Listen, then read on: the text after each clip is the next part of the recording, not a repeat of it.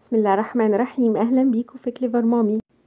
وحشتوني جدا. النهارده عامله معاكم فيديو روتين مسائي. وسامحوني لو صوتي هتلاقوه شويه متغير، وسامحوني ان اتاخرت عليكم، بس كان دور برد كده. الحمد لله يعني. بس بيبقى مع الجيوب الانفيه الموضوع بيبقى صعب قوي. عامه النهارده فيديو روتين مسائي. حبيت اشارككم شويه حاجات كده مسائيه، ومن خلال الفيديو هنجاوب على شوية أسئلة كانت جات لي، يعني متعلقة بشوية حاجات هتلاقوها في الفيديو. في حاجات تانية أسئلة مهمة كانت وصلتني. الحقيقة وجهة نظري إنه الروتين المسائي من أهم الروتينات، وبيظبط إيقاع اليوم التالي، وبيظبط كمان إيقاع نفس اليوم، بحيث تنهي اليوم على خير وبخير وانتي سعيدة. بعد الغدا طبعا بنغسل المواعين او بتتحط في الغسالة. مهم يعني الافضل ان احنا نشيلها، لانه شكل المطبخ بيكون مريح اكتر تاني يوم لما بتصحي الصبح وتشوفي ما فيش مواعين حتى عايزة تتشال. مش هقول يعني احنا على الاقل ما يبقاش في مواعين في الحوض. والمواعين اللي بتكون محطوطة دي، يعني انا حقيقي اوقات بكون تعبانة ومش عايزة اشيل، مش قادرة كمان، انا ماليش نفس حتى كمان. فبتفضل تاني يوم، بس بحقيقي بتبقى رخمة قوي. لكن لما بتتشال من بالليل بقى وكل حاجة ترجع كده في مكانها، حقيقي بتبقى مريحة اكتر كتير يعني. وتلاقي نفسك مقبلة على الحاجات اللي وراكي، خاصة ان احنا اليومين دول في شغل كتير في المطبخ. انا بس مستنية استعيد قوايا شوية، وهنبدأ شوية حاجات كده بقى في المطبخ استعدادا لشهر رمضان. مش هدخل في الاعماق قوي، ولكن بعمل تنظيف شهري زي ما قلت لحضراتكم قبل كده. في سؤال عاوزة اجاوب عليه لانه كان ملح قوي، بخصوص الموب اللي هي بنلمع بيها الارضيات. منها اشكال كتير موجودة في السوق، في اللي هي الشرايط اللي بتبقى عبارة عن خامات الميكروفايبر، ودي اللي انا بستخدمها وبستعملها، ودي اللي انا شخصيا بفضلها. انا استعملت حاجات كتير، وجبت الموب اللي هي اللي بيبقى معاها الفوطة بتاعتها اللي ليها البخاخ. برضو جبتها واستعملتها، واللي متابعيني من زمان عارفين انها كانت موجودة عندي.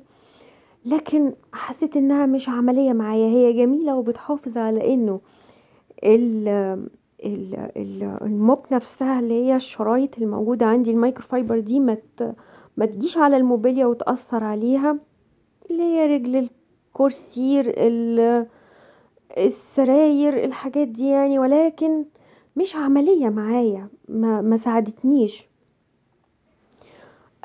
وفي اللي هي اللي طالع الجديد دلوقتي، اللي هو الجردل، اللي هو ليه مكانين، واحدة بتنشف، واحدة فيها مية نظيفة، وفيها المية بعد التنظيف. وفي كمان اللي هو الجردل الدوار اللي ليها القرص الدوار، اللي هي الموب نفسها مدورة، وليها مكان للقدم بتضغطي عليه بيعصر الموب نفسها يعني. ايا كان الحاجة اللي انت بتستخدميها، انت بتستخدمي الحاجة العملية دي اولا. ثانيا هكمل ثانيا انه المهم عندي ايا كان نوع الموب اللي بنستخدمها انها تكون نظيفة. مش بستخدمها واركنها لحد ما تتبهدل واغيرها بواحدة تانية، لا لا خالص. بعد ما بستخدم الموب ونضفت المكان اللي انا بنضفه، سواء البيت كله سواء غرفة غرفتين ايا كان يعني، اغسلها، تتغسل غسل. وانا زي ما كتير متعودين وعارفين ان انا بجمع الحاجات دي كلها وبغسلها. ادوات النظافة والحاجات دي لازم اجمعها واغسلها، خاصة بعد ما بعمل انواع التنظيف اللي انا بعملها، وخاصة التنظيف اللي بيكون اسبوعي او شهري او سامحوني يا جماعة والله بجد مش مركزة، او التنظيف الدوري. انا مصورة الفيديو ده بقالي يومين، واخده حباية مسكن علشان اقدر اسجل الفيديو. قبل ما انسى، ده المفرش اللي بنستخدمه للعجن. انا كنت عاملة في اليوم ده قرص طرية، المفرش ده لازم يتغسل زي ما بنغسل اي طبق، ولما ينشف تأكدوا انه ناشف تماما، طبقيه وشيليه في مكانه. تغيير الفوط اليومي ده امر مهم جدا. الفوط الخاصة بالمطبخ امر مهم جدا جدا. طول ما الفوط دي نظيفة وبتسيبيها تنشف باستمرار، لا يمكن هتلاقي فوطة ليها ريحة غير مستحبة، لا يمكن هتلاقي الفوطة ليها لون متغير. في نقطة كمان خاصة بالموب، وهي لانه السؤال كان جالي انها بتشتريها لبناتها في جهازها، فالمهم ان هي تكون فاهمة اللي انا بقوله وعارفاه، والموب دي بالنسبة لها مريحة في الاستخدام، دي اهم حاجة. انا هنا كنت شلت خلاص كل المواعين اللي كانت موجودة، وكان في الصينية دي انا كنت عاملة قرص طرية، فانا لما بخبزها بخرجهم وبلم كل القرص كلها في صينية واحدة من اللي كنت بخبز فيها، واغطيها بالاكياس البلاستيك اللي هي اكياس اللبن الحليب دي اللي بنشتريها بالوزن. بفتحها واغطيها، وبعدين اغطيهم بفوط من فوط المطبخ نظيفة، واسيبها ساعة مثلا لحد ما تهدى خالص، وبعدين اجمعها واشيلها في الفريزر على طول. فكان باقي الصينية اللي انتوا شفتوها دي بس شوية حاجات كده من مشروبات كانت بيشربوها، فحبيت انه اخلص من الحاجات دي خالص، ما كنش موجودة حتى ولا في الغسالة كمان. وشلت بقى كل حاجة تاني في مكانها. من الحاجات المهمة جدا جدا في وقت الروتين المسائي نتأكد منها هو باسكت القمامة. باسكت القمامة لازم تتخلصوا من القمامة اللي موجودة فيه ايا كان بقى المكان، بس ما تكونش موجودة في المطبخ، ما تباتش في المطبخ. شكل المطبخ بيبقى مريح جدا جدا بعد المواعين ما بتكون اتشالت كلها من المطبخ. فاخدوا بالكم من موضوع الباسكت ده، ويا ريت يكون في قاع تحت الكيس، يعني في قاع الباسكت نفسه حطوا يعني هو اسبوعيا لازم يتغسل بالكلور، ده شيء مفروغ منه. ورشه بقى اي معطر، انا برشه من البخاخ بتاعي اللي فيه المنظف بتاع فريدة، ريحته جميلة وبيبقى مطهر. والحقيقة انه طالما الكيس سليم وما بيتقطعش من الحاجات اللي بنحطها فيه هيفضل سليم، بالتالي مش هيعمل تسريب في الباسكت نفسه وتعمل روايح غير مستحبة. وانا بفرش دايما قطعة من مناديل المطبخ في الباسكت نفسه، بلاش ورق الجرايد، يعني يكون في اسم من لفظ الجلالة او اي حاجة يعني، وما ينفعش نحطها واحنا مش واخدين بالنا مثلا يعني. وكيس بلاستيك تحت، ده بيحجز ويمنع ان يوصل اي حاجة للباسكت نفسه يعني. طيب كان عندي كمان غسيل، وكان عندي حاجات اتطبقت ومكوى عايزة تتجمع علشان تروح المكوى.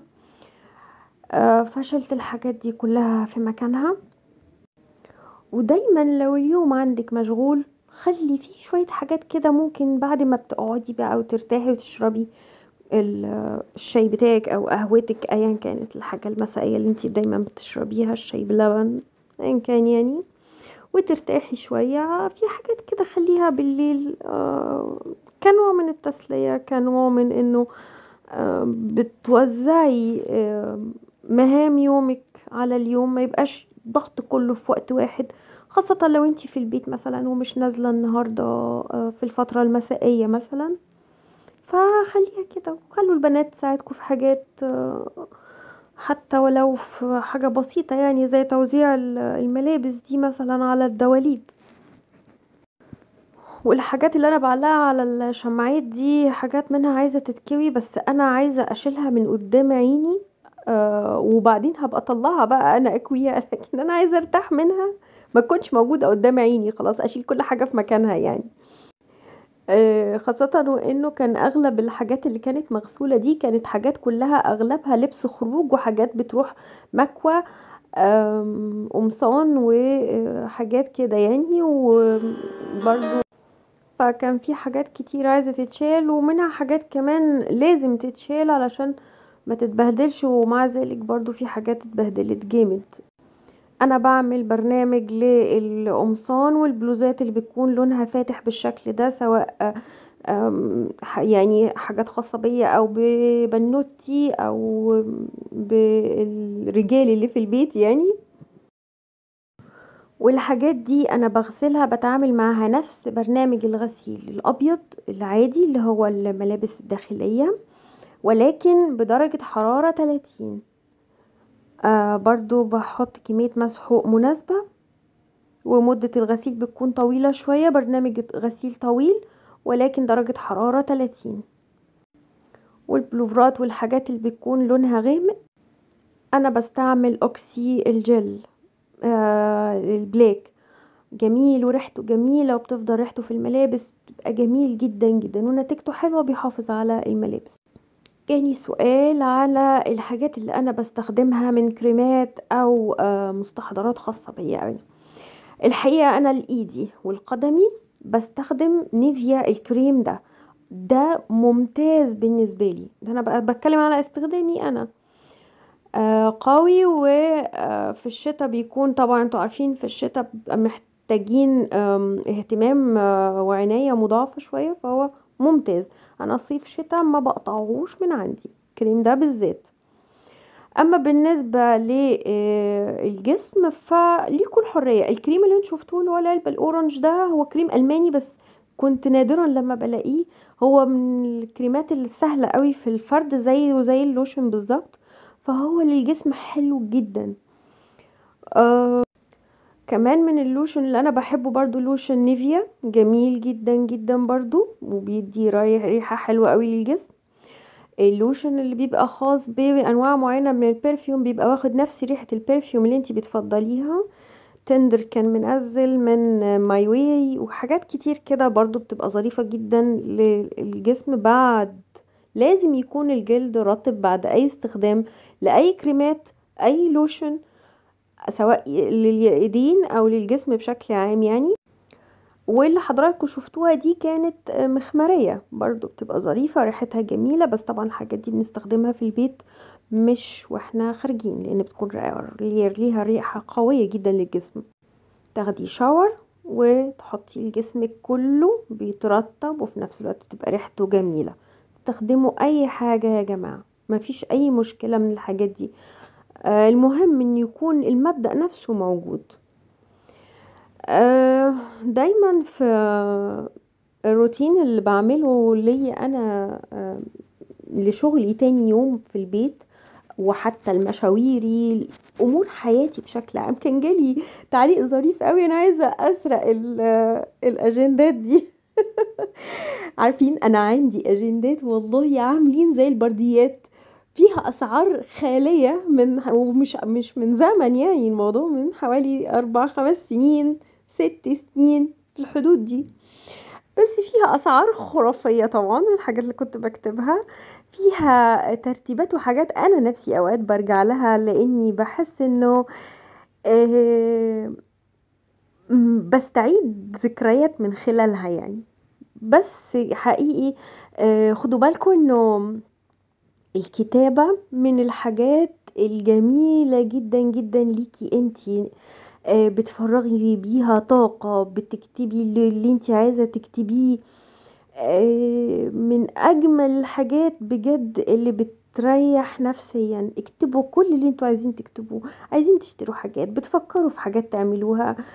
انا بقسم زي ما انتم شايفين كده الجزء هنا تو دو ليست للحاجات اللي انا بعملها تاني يوم مثلا، والجنب التاني ده قبل شهر رمضان بكتب فيه التاريخ بتاع الشهر الهجري، علشان ابقى مقسمة مهامي على الفترة اللي قبل شهر رمضان، سواء انا بفرز وجبات، سواء بنظف حاجات في البيت معينة يعني قبل الفترة دي. فانا بكتب في الجنب التاني ده بقى، فبتبقى العملية منظمة شوية بالنسبة لي. مهم قوي قبل النوم، يعني انا مامي دايما كانت تقول لنا على حاجتين: لبس النوم غير اللبس اللي انتي بتلبسيه وانتي بتعملي اي حاجة في البيت. وحتى اللبس اللي بتلبسيه وانتي بتعملي اي حاجة في البيت مش بيبقى لبس اي كلام ولا لبس مش حلو، لا بالعكس. البسي، حتى ولو البسي جينز، البسي شورت، البسي اللي انت عايزه تلبسيه وانت بتشتغلي في البيت. ما تقيديش نفسك بلبس حاجات مش ظريفه، بالعكس ده بيبقى جميل جدا لنفسيتك انت. وكمان ما تلبسيش حاجه قبل ما تنامي غامقه، ده اللي دايما مامي تقوله يعني. ف قبل النوم البسي حاجات خفيفه، مش عشان احنا في الشتاء نلبس حاجات اوفر قوي وتقيل قوي. انا لا يمكن اعرف انام بلبس تقيل، لا يمكن، لا صيف ولا شتاء طبعا. والبسي روب لما تقومي من السرير او تخرجي من غرفة نومك، او حتى لو انتي قاعدة في غرفة نومك مش في السرير، البسي روب عليه، بس بلاش لبس تقيل قوي. يعني جالي سؤال انتي بتلبسي ايه دايما؟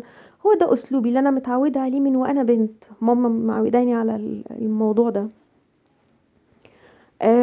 لبس النوم غير اللبس اللي انتي كنتي لابساه خالص وانتي بتشتغلي. وطبعا مش معنى ان احنا في الشتاء انه ما نهتمش بالنظافة. النظافة الشخصية يا جماعة دي ليكي انتي قبل ما تكون لأي حد، سواء انتي متزوجة او بنت.